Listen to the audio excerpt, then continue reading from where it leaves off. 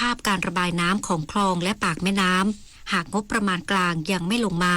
ให้ทุกหน่วยใช้งบคงค้างและงบที่เหลืออยู่ในปีปัจจุบันเพื่อซ่อมแซมเร่งด่วนขณะเดียวกันได้มอบหมายให้ปลัดกระทรวงคมนาคมจัดทำงบประมาณซ่อมแซมเบื้องต้นกว่า 3,000 ล้านบาทและจะต้องเพิ่มเติมรายละเอียดหลังน้ำลดในทุกจุดเสียหายโดยเฉพาะถนนชุมชนถนนหมู่บ้านและเส้นทางเชื่อมเศรษฐกิจที่ประชาชนใช้ในชีวิตประจำวันจะต้องได้รับการซ่อมแซมโดยเร็วที่สุดจังหวัดแพร่มอบเงินเยียวยาให้แก่ผู้ประสบอุทกภัยที่ได้รับความเสียหายจากอิทธิพลของพายุบัวลอย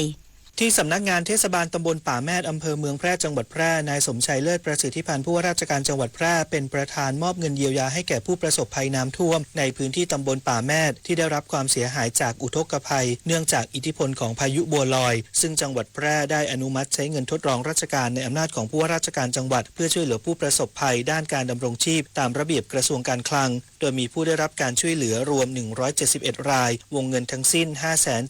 578,630 บาทซึ่งผู้ว่าราชการจังหวัดแพร่ได้กล่าวให้กำลังใจพี่น้องประชาชนที่ได้รับความเดือดร้อนพร้อมฝากย้ำประชาชนให้ตระหนักถึงภัยธรรมชาติโดยเฉพาะช่วงฤดูฝนที่มีความเสี่ยงที่จะเกิดสถานการณ์น้ำหลากโดยจังหวัดแพร่ได้เตรียมแนวทางแก้ไขระยะยาวเช่นการขุดลอกลำน้ำและการพัฒนาทางเบี่ยงน้ำเพื่อเพิ่มประสิทธิภาพการระบายน้ำและลดผลกระทบในอนาคตนอกจากนี้ในการประชุมคณะกรรมการให้ความช่วยเหลือผู้ประสบภัยพิบัติจังหวัดแพร่ได้มีการพิจารณาอนุมัติเงินเยียวยาช่วยเหลือผู้ประสบอุทกภัยในช่วงฤดูฝนปี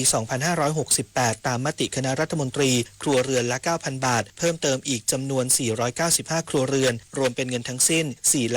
4,455,000 บาทซึ่งคณะกรรมการกชพ.จังหวัดแพร่จะดำเนินการส่งข้อมูลผู้ได้รับการช่วยเหลือให้กับกรมป้องกันและบรรเทาสาธารณภัยและธนาคารออมสินเพื่อโอนเงินเข้าบัญชีผู้ประสบภัยต่อไปธนชัยสุวรรณากาศสวท.แพร่รายงานจบข่าวทิติมาอินกล่ำอ่านรับฟังข่าวครั้งต่อไปเวลา 11:00 น.ค่ะติดตามข่าวที่นำเสนอไปแล้วได้ที่ www.thainews.prd.go.th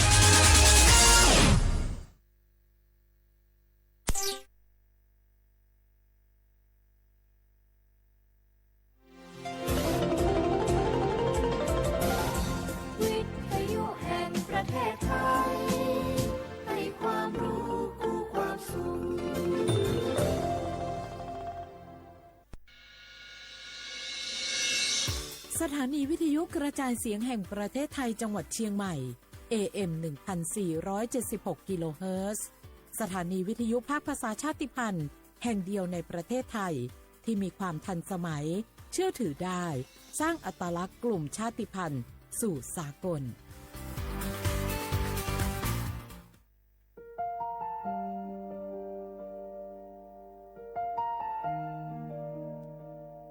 ขอน้อมเกล้าถวายอาลัยสมเด็จพระพันปีหลวงพระแม่แห่งแผ่นดินผู้ทรงเมตตาเหนือเกล้าขอพระองค์เสด็จสู่สวรรคาลัยข้าพระพุทธเจ้าข้าราชการและเจ้าหน้าที่สถานีวิทยุกระจายเสียงแห่งประเทศไทยจังหวัดเชียงใหม่กรมประชาสัมพันธ์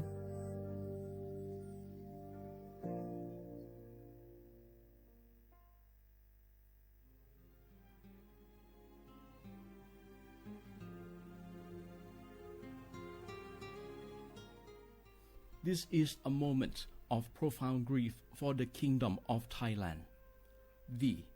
the collective voices of Radio Thailand Chiang Mai, join the Thai nation in mourning the passing of our beloved Queen Martha, Her Majesty Queen Sirikit. Her life was a testament to the unwavering service, grace, and deep love for the Thai people. Our humble condolences and thoughts are with His Majesty the King, the royal family, and all the Thai people during this deeply sorrowful time. We will remember her forever.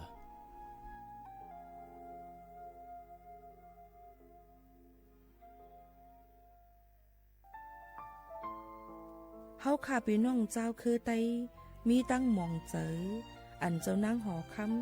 สมเด็จพระนางเจ้าสิริกิติ์พระบรมราชินีนาถพระบรมราชชนนีพันปีหลวงเลยเข้าสวนหมักฮักคำนนเพกว่า ย้อนสู้เก่าตึงปันเฮาวิเหยียนขวัญเงาเจ้าเฮาขาฮอดถึงตีสุคติกัดเย็นเสกำเฮาขาพี่น้องก้นคือไต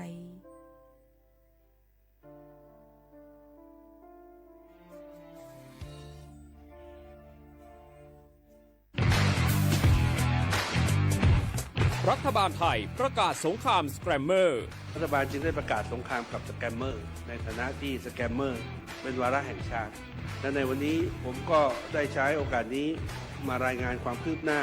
และเน้นย้ำถึงสิ่งที่เราต้องร่วมกันทำต่อไปรัฐบาลได้จัดตั้งคณะกรรมการอำนวยการป้องกันและปราบปรามอาชญากรรมทางเทคโนโลยีขึ้นมาโดยมีผมเป็นประธานด้วยตนเองเพื่อให้ทุกหน่วยงานทำงานไปในทิศทางเดียวกันเราได้มีการลงนามบันทึกความเข้าใจ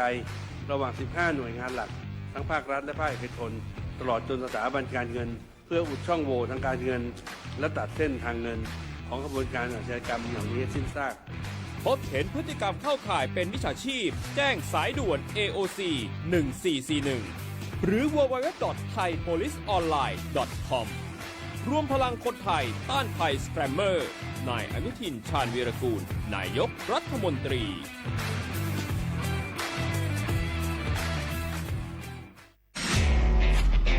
นายกย้ำให้ประชาชนยึดหลักไม่เชื่อไม่รีบไม่โอนป้องกันสแกมเมอร์ขอให้ความมั่นใจนะครับว่ารัฐบาลจะให้ความคุ้มครองผู้แจ้งเบาะแสอย่างเต็มที่และอยากจะขอย้ำอีกครั้งหนึ่งว่าให้แจ้งในช่องทางที่มีอำนาจหน้าที่โดยไม่รอช้าเพื่อให้เจ้าหน้าที่ได้ดำเนินการได้อย่างทันท่วงทีและถูกต้องตามกฎหมายขอให้พี่น้องประชาชนได้ยึดหลักเพียง3ข้อก็คือไม่เชื่อไม่รีบและไม่โอนซึ่งจะช่วยให้เรามีสติพิจารณาอย่างรอบคอบและจะป้องกันการถูกล่อลวงได้รวมพลังคนไทยต้านภัยสแกมเมอร์นายอนุทินชาญวีรกูลนายกรัฐมนตรี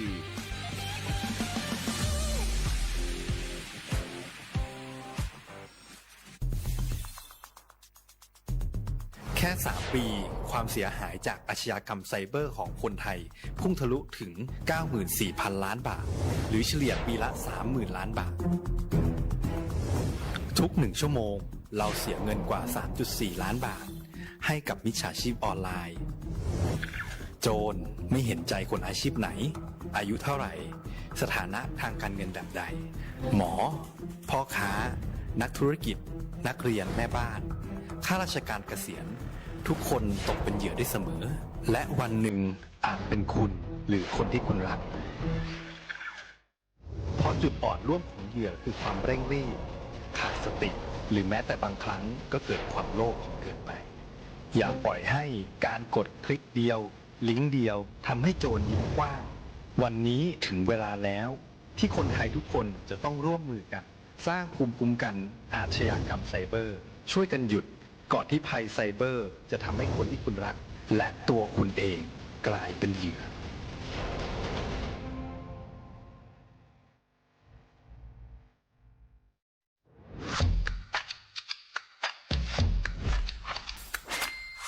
ลับมาแล้ววันนี้กับโครงการคนละครึ่ง plus รัฐออกครึ่งประชาชนออกครึ่งช่วยเศรษฐกิจไทยหมุนเวียนเติบโตถ้าเราช่วยกัน plus ต่อยอดให้เศรษฐกิจไทยเติบโตอย่างยั่งยืนด้วย5 plus plus ที่ 1 เพิ่มช่วงอายุผู้เข้าร่วมโครงการจาก18ปีเป็น16ปี plus ที่ 2 เพิ่มวงเงินใช้จ่ายจาก150 บาทเป็น200 บาทเพิ่มพลังซื้อของประชาชนเพื่อกระตุ้นการหมุนเวียนในระบบเศรษฐกิจฐานรากลดภาระค่าครองชีพ plus ที่ 3 เพิ่มสิทธิพิเศษด้วยการดูแลผู้ที่อยู่ในระบบภาษีให้ได้รับสิทธิพิเศษมากขึ้นเพื่อสร้างแรงจูงใจให้ทุกคนร่วมอยู่ในระบบอย่างโปร่งใส plus ที่ 4 เพิ่มโอกาสให้นิติบุคคลขนาดเล็กเข้าร่วมได้ให้ธุรกิจเติบโตเป็นกำลังสำคัญของเศรษฐกิจไทย plus ที่ 5 เพิ่มทักษะใหม่เพื่อพัฒนาให้ร้านค้านำความรู้ใหม่ๆมาช่วยเพิ่มยอดขายลดต้นทุนเรียนรู้เติบโตและปรับตัวไปกับเทคโนโลยีใหม่เพื่อสร้างเศรษฐกิจที่แข็งแกร่งจากคนละครึ่งสู่คนละครึ่ง plus ไม่ว่าจะสั่งข้าวคนละจาน ชาเขียวคนละแก้วขนมเค้กคนละชิ้นหรือหลายๆชิ้นก็ใช้ส่วนลดได้ทันทีสูงสุดวันละ200 บาทแถมใช้กับฟู้ดเดลิเวอรี่ก็ยังได้สำหรับประชาชนไทยอายุ 16 ปีเป็นต้นไปสมัครรับสิทธิ์ผ่านแอปพลิเคชันเป๋าตังวันที่ 20-26 ตุลาคม 2568 สำหรับร้านค้าที่สนใจร่วมโครงการสมัครได้ผ่านแอปถุงเงินวันที่ 15 ตุลาคม ถึง 19 ธันวาคม 2568 แล้วเตรียมพร้อมรับลูกค้าจากทั่วประเทศ เพราะนี่คือโครงการที่คนไทยทุกคนช่วยกัน plus เพื่อให้เศรษฐกิจไทยโตไปพร้อมกันโครงการคนละครึ่ง plus ดำเนินการภายใต้เป้าหมายที่ชัดเจนของรัฐบาลในความต้องการกระตุ้นเศรษฐกิจลดภาระค่าครองชีพให้ประชาชนและยกระดับศักยภาพผู้ประกอบการไทยให้พร้อมในยุคดิจิทัลโดยยังคงยึดหลักความโปร่งใสตรวจสอบได้และป้องกันการใช้สิทธิที่ผิดวัตถุประสงค์คนละครึ่ง plus เพิ่มพลังเศรษฐกิจไทยพร้อมโตไปด้วยกัน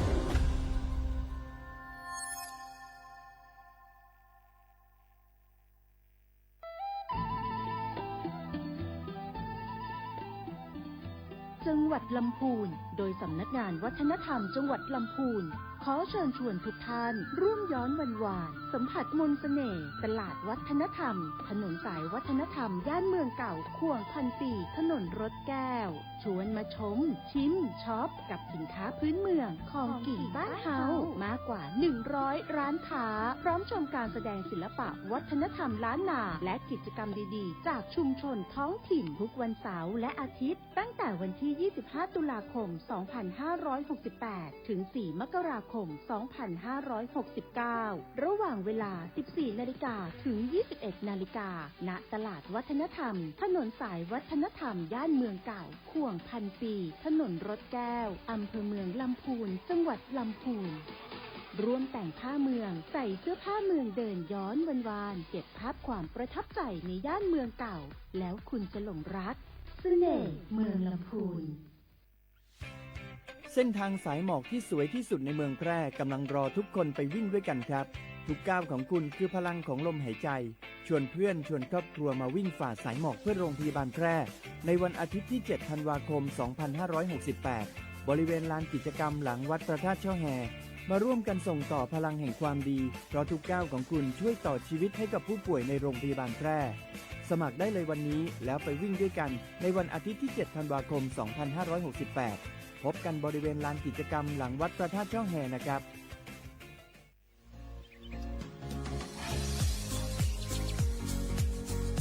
จ้ำหนังเปิงมติครม.เมื่อวันที่29เดือนธันวาคม12สิงหาปากไป67เฮาฮิปเน็ตแกลิดปัญหาสถานะและสัญชาติคนอันอยู่ตั้งเมืองจึงไทยจอมาตรา17นั่นตอนตาพี่น้องเฮาเขาอันเข้ามาอยู่ตั้งเมืองไทยหึงนั้นและมีไว้เข้าจอมเปิงเฮากว่ายืนย้อนสถานะต่างดาวของเมืองถูกแม่นจอมเปิงไล่ตอนตาลูกอ่อนอันเกิดตั้งเมืองจึงไทยมีอู่อำนั้นก็แม่มีไว้ทะเบียนประวัติบุคคลไม่มีสถานะทางทะเบียนอำนั้นไว้10ปีถูกแม่นยาวในจึงเฮากว่ายืนย้อนสัญชาติไทยจอมหนังมาตรา7ทวิไล่พออยู่ตั้งกรุงเทพมหานครกว่ายืนไล่ตีสำนักบริหารการทะเบียนกรมการปกครองพออยู่ตั้งต่าง7วันในจึงกว่ายืนไล่จอมหนังวัดไว้อันเปิ้นออกปันเฮาคานั่น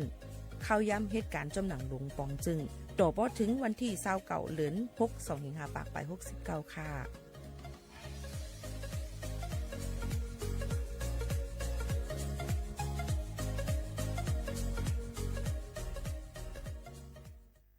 พี่น้องเขาสนใจใครปืนเผาผ่านตั้งห้องเปิดเซ็งสวทเก้งใหม่ปั่นตั้งหูห่มปาดังมีดังเซอถ่อมแจงแล้งหลีกว่าไก่ในปื้นตีเจดอนเก้งใหม่กับสืบมาไลตี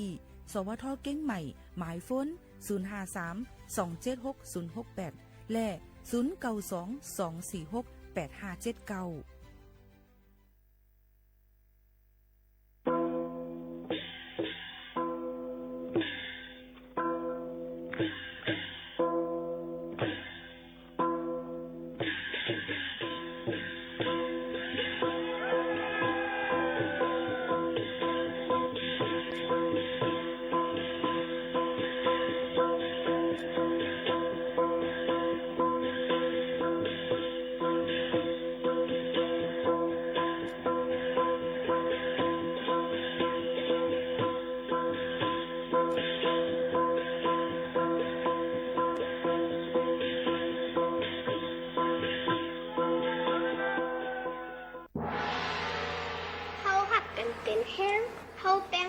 เป็นใหญ่เข้าหนังกันหักกันเทสังนันเขาอยาก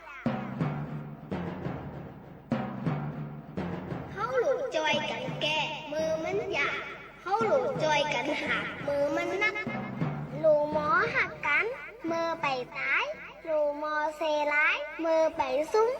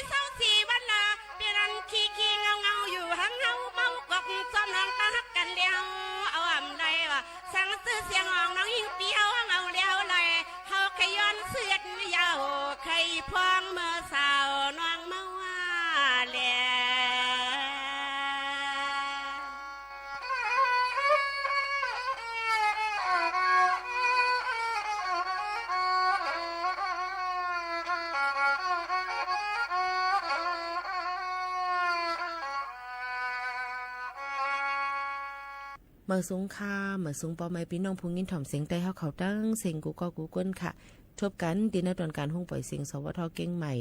AM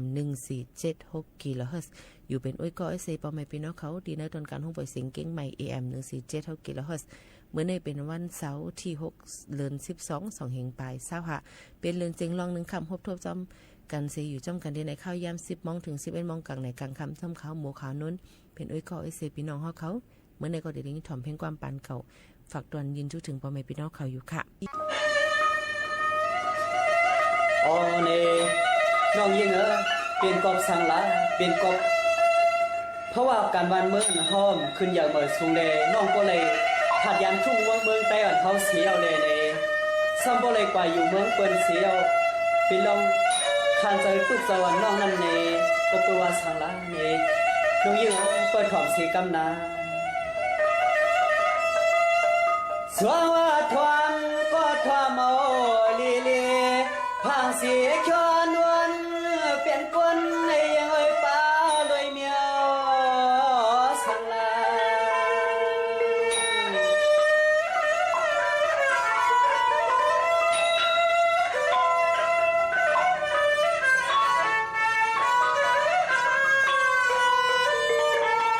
ก็เพื่อว่านอนปีทุกขานา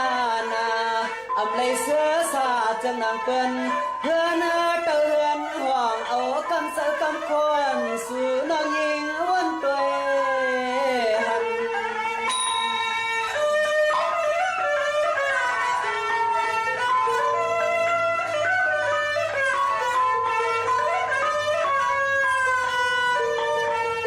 สร้างเสือเฮาปีเป็นลูกชายสัตว์เท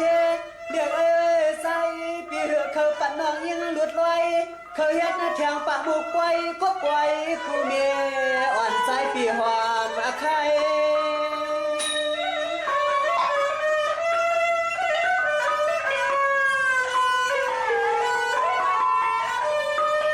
เพื่อนั้นน้องหอดถึงเสียเวียงไอ้เยาเสืออ่อนน้องแหลกลายตัวอ่อนน้องออกไปไหวหน้าเลี้ยงเสือเคยเอาเหมือนหางปออ่ำหมอลาดกว่ามาใจ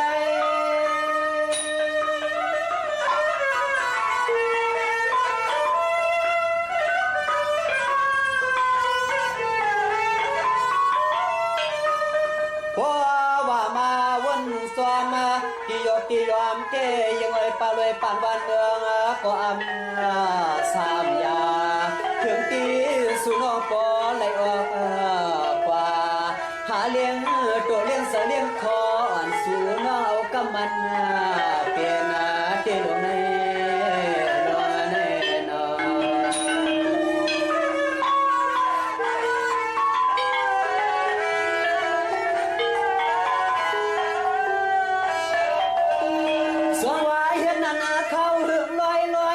ตัวกวมอาลงซอยน้องปอเฮียงปอเหี่ยวปอโคเสเลปอยอนน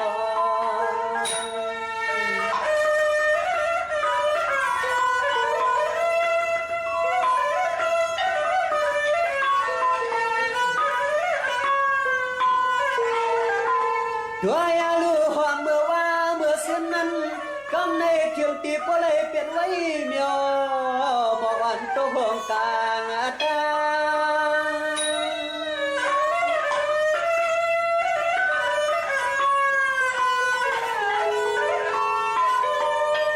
น้องกำในเขาเปลี่ยนบอกลงหน้าอ่อนเรียกพี่เพื่อนเพอเลยหันในตัววันในก็โปเรียกเสือเรียกสวามนา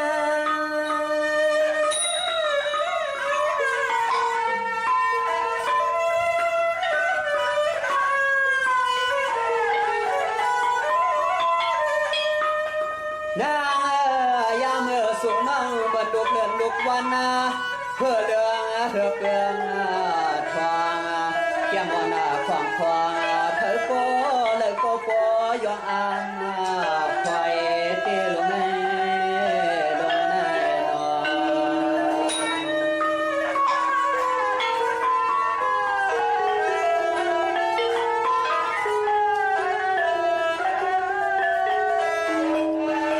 นน้องกำในเทียงตีโปเลยตัวขี้ตัวงางเอาตัวนางสุมาเปลี่ยนปืนลองตังซาเทเลตาลีน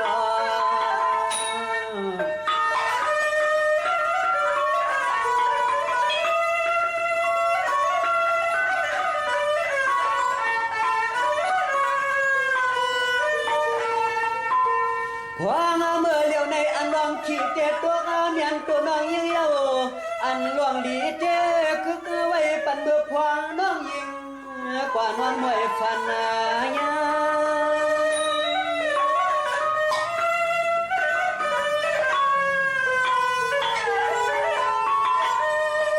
น้องเมื่อนั้นเด็กก็เปื่อว่าน้องก็วนเสลองมวนลองเปียวลองเปียวซ้ำอวนภายนาถึงที่เปื่อเลยทุบเมียนโยตาวันเปิงโคลามาซา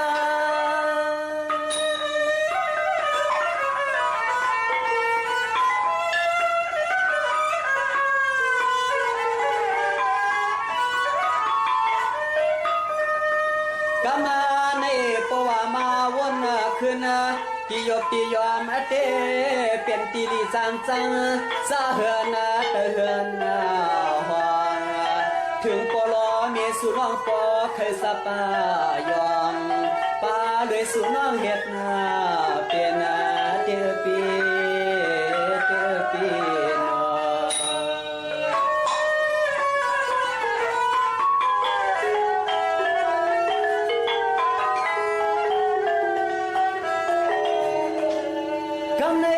ปีทิ้งสลีลีหน้าพังเสียแล้วให้วันไหนน้องหยิบปั้นกอกบอกขึ้นวัดขึ้นจอนเสลย้อนไว้สู้เอานา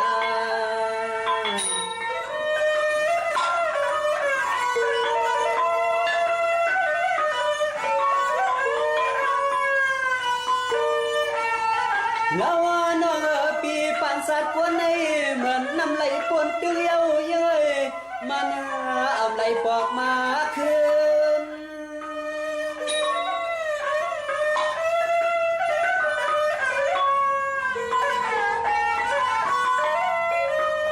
น้อง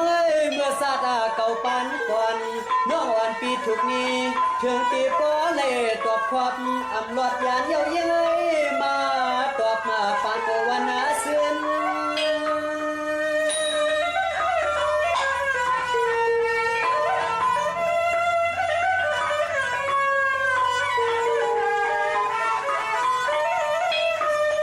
กามาในเรือนน้องเราก็ดีไว้สวยคอเธอก็เลยเสียววับโชปา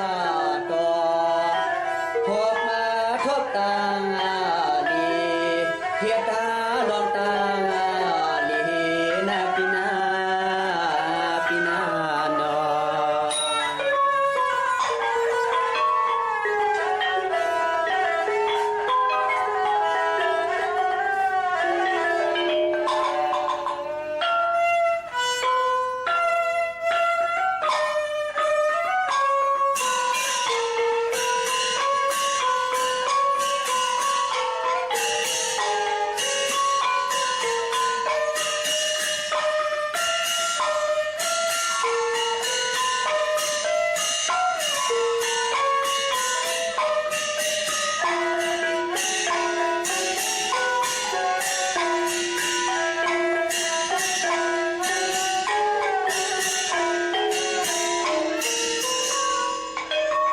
วันมื้อนี้ก็ได้เลยยินถ่อมป้าร่างเพลงความปานเก่าว่าเป็นเพลงความปานเก่าที่เปิดไว้ห้ำหึงอิดอ่อนหนึ่งเฮาพี่น้องเขาเปียวมนต์ซื่อสาดใจซ่อมกันเสื้อหนังไหนค่ะสืบยินถ่อมด้วยเพลงความปานเก่าซิส่งขึ้นมาอุบมาโอกันแช่งกำนึงค่ะตอนนี้น้องฮักกันได้อำไรกันในไม่เจอปีอยู่มันไม่เป็นเส้นคือมันนั่นในไปถอนในน้องฮักเปีย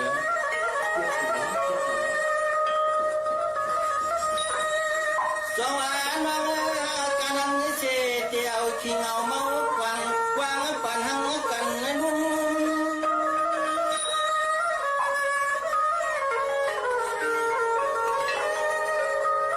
ซุ่มเสียลังเสียงลังเราจึงเป็นไรลีนอ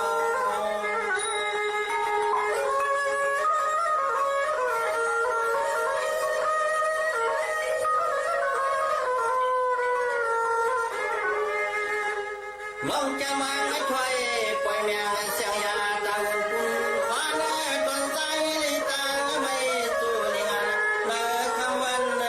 ปี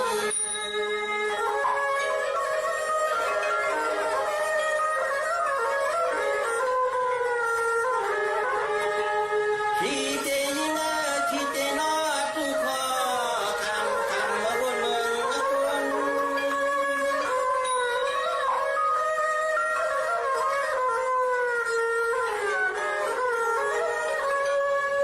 เฮ้ยสั่งน้องจะมาลำเจอใครไปไม่ใจ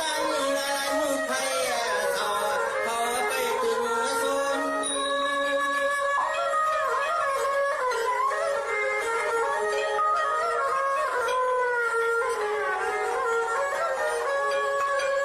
วันนั้นอีเปีย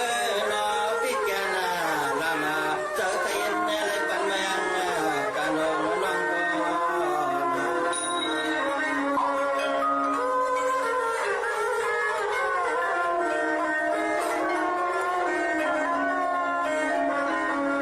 สมาก็รู้กันใจในโคใส่คุณเหมือนตายังคำและเบตาเช่นตาป้าเจอป้าโคขับโคเสียงน้องเชี่ยวถึงทำเอาบุทามาลาย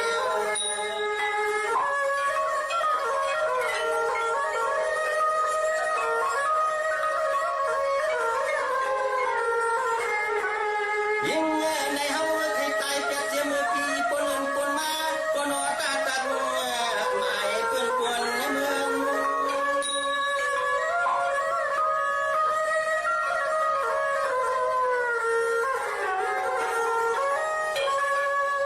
น้องที่น่าจะมาปูที่ป่ากำพาคนในน้องจำไว้แม่ปีข้ามันนี้ชนนี้ไป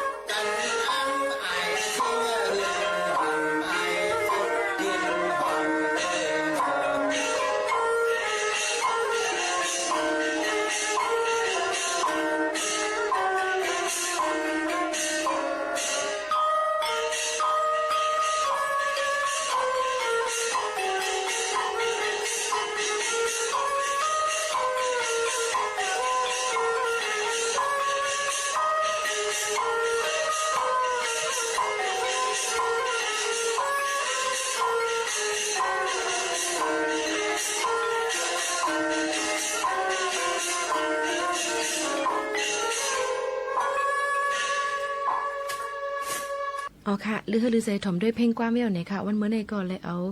ปืนหูตั้งหันฝากตอนจู้ถึงเหมือนหนังว่าลองตั้งกินตั้งยามเฮาค่ะลอกลายตาดีจอยเทียมออกเฮาค่ะไรนั่นมิซึ่งคือพองหลานลือซิว่าเฮาค่ะให้อยู่ดีกินหวานเฮาหมอลุ่มลาป้าอยู่ดีตัวเจ้าเก่าเหี่ยวไหนก็ตั้งกินตั้งยามก่อนลำลองเหมือนกันนะคะวันเมื่อในก็เดมีอาลูเนี่ยค่ะอาลูเนี่ยค่ะว่าอาลูนั่นจอยลุ่มลาออกเฮาค่ะไรเนี่ยค่ะอาลูอันพี่น้องใต้เฮาค่ะใกล้เอาหูเป็นภาคกับข้าวแลโคเป็นแคบแต่ได้กินเล่นกับน้ำเลียงโคมนั่นกำพองลาดว่าอำลีกินน้ำย้อนมันเตเฮ็ดเฮาต้องเกิดต้องป้องสีถวยใจหยับกุ้ยกะลองว่ามันมีธาตุวิตามิน6ค่ะอันจอยแห้งออกอ๋อแลเฮ็ดออกธาตุจึงจังสั่งให้เส้นเลือดในตัวคิงเหตุการณ์ไลลีนั่นยังตีไปป่ามีไผฟังแม่นฮู้ค่ะกำนั้นแหละผู้มีอายุเยอะอันใกล้เป็นเน็ตเป็นซานอำนั้นลงลืมๆเจ้านั้นก็ถูกลีเลยใกล้ๆกินปันอยู่รู้ในค่ะนะก้อยอำลีกินนำเลอ1วันต่อ1วันไหนค่ะในก็เป็นพ่อนลีรู้เอามาฝากตวนจูถึงพ่อแม่พี่น้องเขาสั่งว่าวันมื้อในได้เฮ็ดพักสังลีอำตันวนหันมีรู้ใน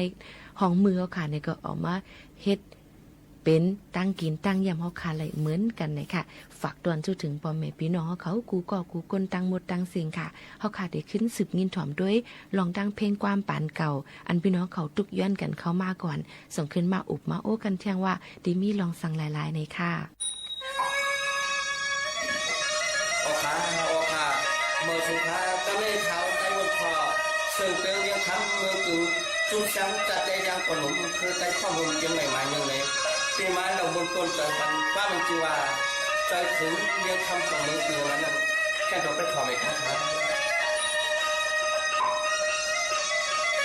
เมื่อมากันในปีเก่าจะถึงเมืองเอา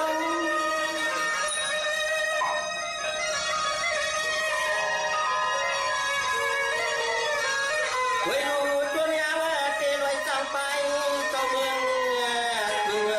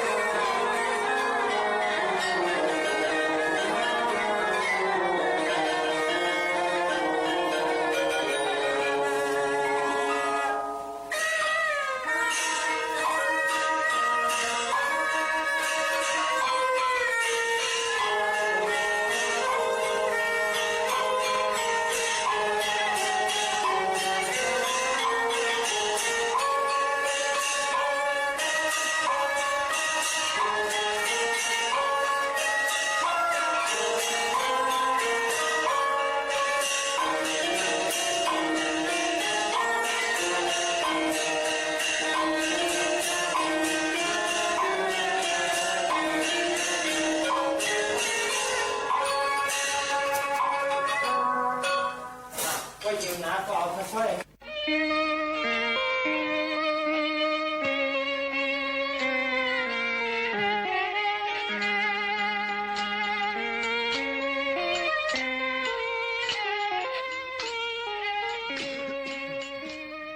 ยายโอ้อัน หนูคนใต้เมียหนูคนใต้มันพึ่งงานมันนุ่งไรกูจ้างอ่ะเมียมันนุ่งไรกูจ้างอ่ะกูมันคือกลับคืดป่านนันวางเขาเขาคืดกาบคน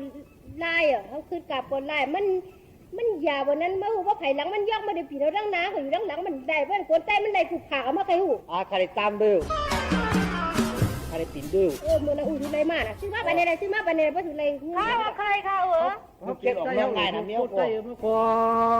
คุณขาชำเรียกว่าถ้าว่าเกี่ยวไปทิ้งไว้นั่นหลังจากกูเต้เมื่อเป็นห้องติดกูเนี่ยกูกล้ากูเขียวไว้หมูจับเมียวนั่นหมูใครอ่ะกูเต้นุ่งก็เป็นคนใต้เขากูกล้านุ่งเป็นคนกล้านั่นเขาว่าก็คนใต้เขามาเนี่ยมันนุ่งกุนหงดวงเมื่อใครรู้เจ้าเขานุ่งอะไรแก้กันนั่นเมื่อขี่ง่ายเมื่อเขาทำพวกเกี่ยวคดีเรื่องว่องนุ่งกวางเขาว่าเป็นคนเท่าว่าตัวในคณะทำนาหลีทำมองคุยลงหินะอันเสียงฮือพวกอ้วกว่าจากปอกเสียงมันในอย่าบีบปันโพเลี้ยงขนาด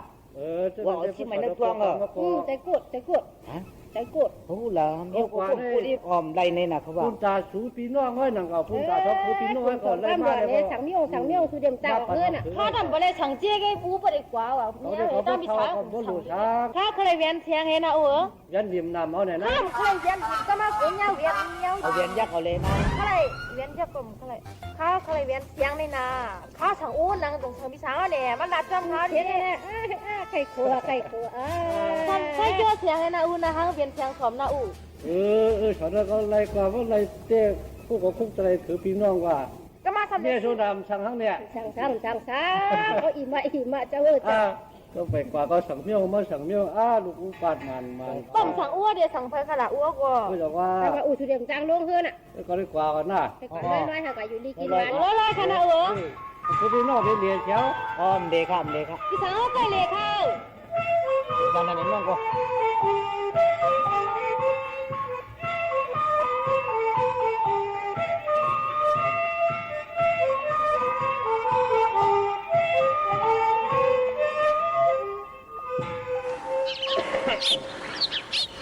กำเนิดไต้โกไต้สีผมนี่ถุงเรียนยาวไว้เฮ็ดไต้โกกว่ามันปืนเมืองกุดเมืองก้อนนะเขาต้นเฉยพวกทำข่าวทำง่ายกว่าติดเที่ยวมือเราตีหลายวันของเที่ยวผมเที่ยวมานึกถึงนึกคืนเลยบางพวกมาผ่าเดินผ่ายี่กบสังกบโลผ้าเขามีย่อมเย้าให้มีแทงโอ้มันยุบมันย่อมเนี่ยกบตังโลผ้าเลยผ่าดึกผ่ามีผ่าเดินผ่ายี่เรียมากำเนิดสิอย่างมีไต้โกไต้เฉยเลยอุปกรณ์วันนั้นแค่นี้นี่ก็เลยมีเขาไว้เดี๋ยวมานึกถึงนึกคืนเลยบางก็มาถึงบางกว้ามีนึกถึงเนี่ยมีเขาวัดกว้ามีกว่า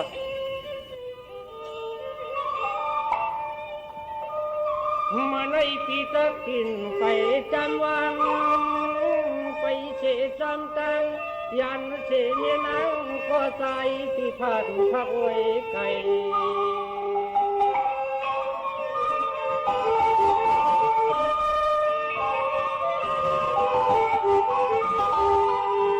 ไ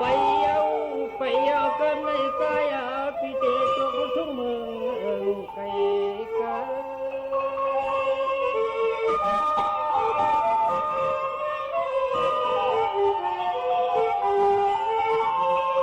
ช่วยรู้จังกว่าคำนั้นตัวละ5 โมงให้ตนตอนลอย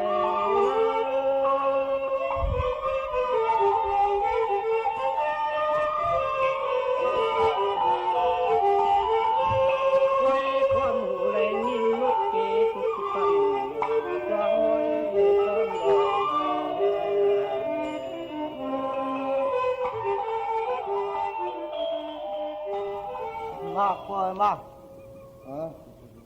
เปลี่ยนการมาฮื้อหน่อยนี่ฮื้อได้ค่ะเนาะส้มหนังพูดเสียงนี่ก็ส้มสุนตัวมันทั้งเนาะจริงค่ะเหตุการเสียงในมาเลยที่เด็ดดีก็บอกว่าปวงทั้งเนี่ยด้วยสื่อคู่หาทำไมยกที่เหตุสื่อแล้วได้เอาพี่หางว่าเนาะพี่หางยังไง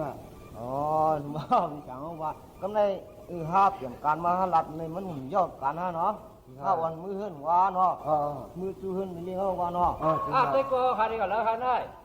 ข้ากับขุดเสียงมาเขาล้วงได้กวางเลยเนาะแก่ข่าววันไหนเขาก็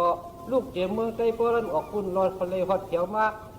ตีเมืองกุดตีชูเจ้าขุดเสียงมาในข่าวก็มีตามเสนอโคกให้มาเหตุการณ์เสียงซึ่งใต้ก็ห้องกับกาเลยนะแก่แล้วก็แก่ว่ามีเจอสีนาเคยบในปนั้นจะรู้ว่าจอมห้ามมือที่เฮือนมีเลี้ยงเขาหนาวก็เคยบก็แก่ข่าววันไหนเขาก็ไม่ต้นในฮอดเขียวไม้พวกเลยมาพวกงาใต้ก็เขาเฮ็ดเจจูสวนหนังเงินพวกที่ละเฮ็ดการซ่อมใต้ก็เขาทางนั่นอินครับว่าวันนั้นแน่มือจอมห้าหามันเนาะก็เขาแหละจุ๊บก็มือเนาะ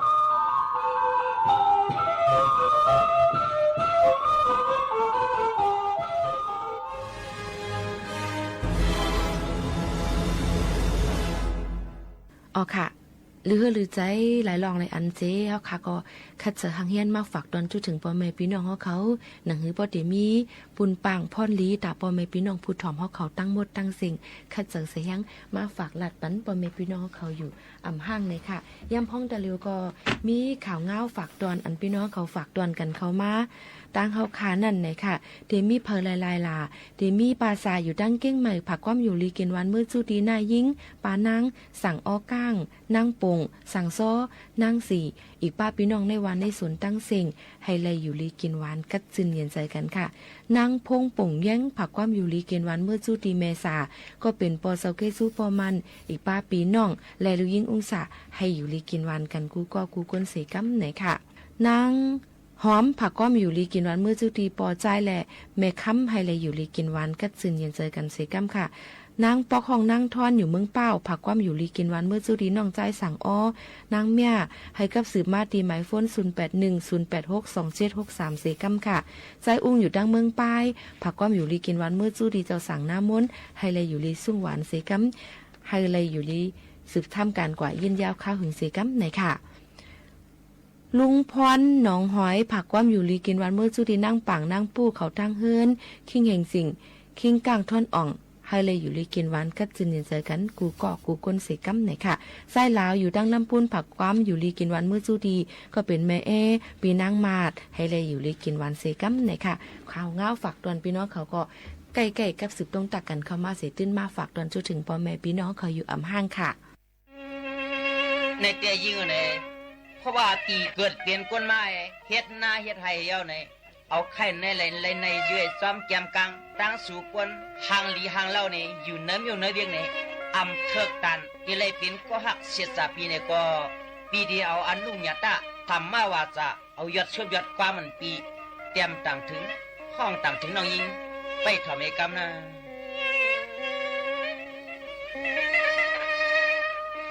วัดดีปีจามัญญาปัลลาโยหัมตัวตวามเมียงตาลัดเหนียความเยอะตวนจูเรียกนางนากางปังอันสาวเมียวเวียงหลวงนา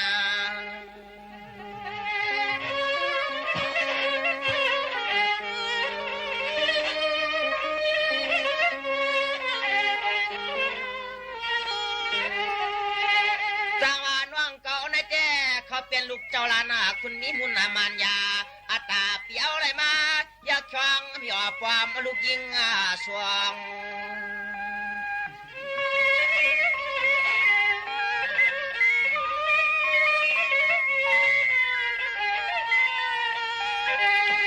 กวางตวนเตือง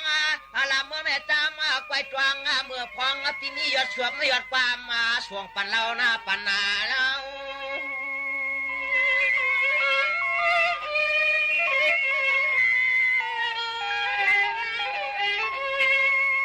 จังว่าปีนี้เขาเป็นลูกเมียวันวักจักเสียงเพื่อเกี่ยงไม่ผัดชวมอยู่ห่วมพวยไม่กว่าเกจวนไล่ตัวเตี้ยถวย